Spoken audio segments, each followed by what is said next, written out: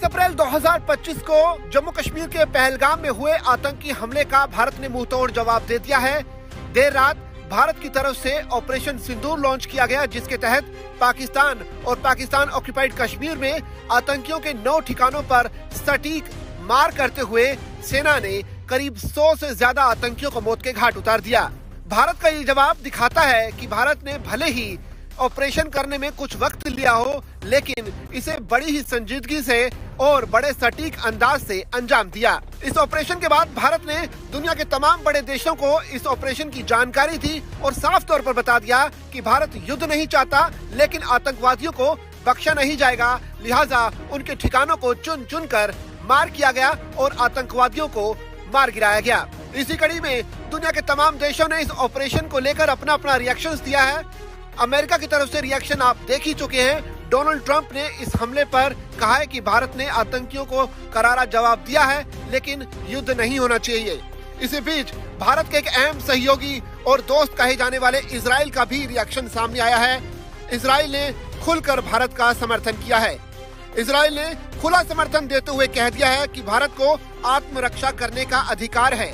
Israel के राजदूत Reuven अजार ने ट्विटर पोस्ट में कहा कि भारत को अपनी आत्मरक्षा का पूरा अधिकार है और आतंकवादियों को ये समझना चाहिए कि उनके जघन्य अपराधों से बचने की कोई जगह नहीं है।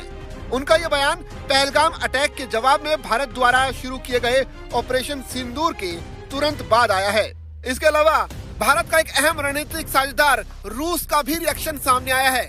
व्लादिमीर पुतिन ने कुछ दिन पहले ही भले ही प्रधानमंत्री मोदी से फोन कर अपने समर्थन का ऐलान किया था, उसके बाद ऑपरेशन सिंदूर के अंजाम देने के बाद अब रूस खुलकर भारत के साथ खड़ा हुआ नजर आ रहा है।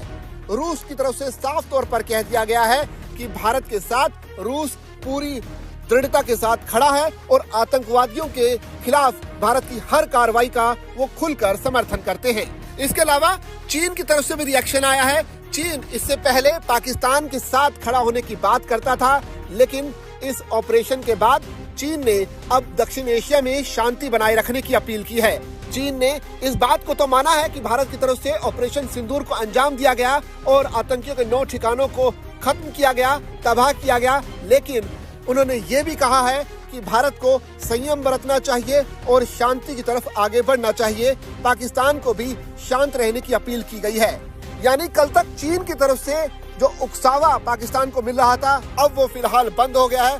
हालांकि जब इस कार्रवाई को अंजाम दिया गया उस वक्त चीन की तरफ से कोई भी रिएक्शन सामने नहीं आया था, लेकिन अब चीन ने अपने रिएक्शन से साफ कर दिया है कि वो इस युद्ध से फिलहाल दूर ही रहना चाहता है और दोनों मुल्कों से शांति की अपील करता है।